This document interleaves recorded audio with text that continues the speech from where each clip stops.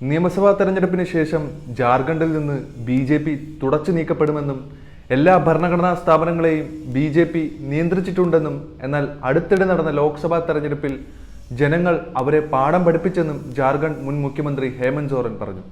മുൻ ജാർഖണ്ഡ് മുഖ്യമന്ത്രിയും ജെ.എം.എം നേതാവുമായ ഹേമന്ത് സോറൻ 2024 ജൂൺ 29 റാഞ്ചിയിൽ പാർട്ടി പ്രവർത്തകരെ അഭിസംബോധന ചെയ്യുമ്പോഴായിരുന്നു ഇതിനെക്കുറിച്ച് ആധികാരികമായി സംസാരിച്ചത്.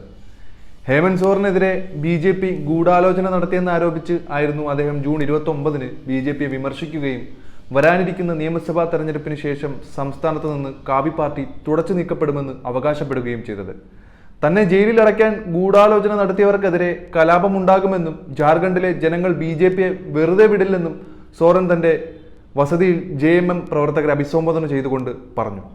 ബി.ജെ.പിയുടെ ശവപ്പെട്ടിയിലെ അവസാന ആണിയും ഇടേണ്ട സമയം അതിക്രമിച്ചിരിക്കുന്നുവെന്നും വരും ദിവസങ്ങളിൽ ജാർഖണ്ഡിൽ നിന്ന് ബി.ജെ.പി. തുടച്ചു നീക്കപ്പെടുമെന്നും ജെ.എം.എം എക്സിക്യൂട്ടീവ് പ്രസിഡന്റും വിലയിരുത്തിയിരുന്നു.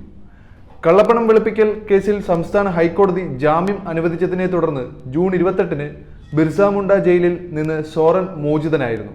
അദ്ദേഹം പ്രഥമ ദൃഷ്ട്യാ നിരപരാധിയാണെന്ന് നിരീക്ഷിച്ചാണ് ജാമ്യത്തിൽ ഹർജിക്കാരൻ കുറ്റം ചെയ്യാനുള്ള ഒരു സാധ്യതയുമില്ലെന്ന് കണ്ടത്. 8.36 ഏക്കർ ഭൂമി അനധികൃതമായി കൈവശം വച്ചതുമായി ബന്ധപ്പെട്ട കള്ളപ്പണം വെളുപ്പിക്കൽ കേസിന്റെ അന്വേഷണവുമായി ബന്ധപ്പെട്ട് ജനുവരി 31 എൻഫോഴ്സ്മെന്റ് ഡയറക്ടറേറ്റ് ജെ.എം.എം നേതാവിനെ അറസ്റ്റ് ചെയ്തിരുന്നത്.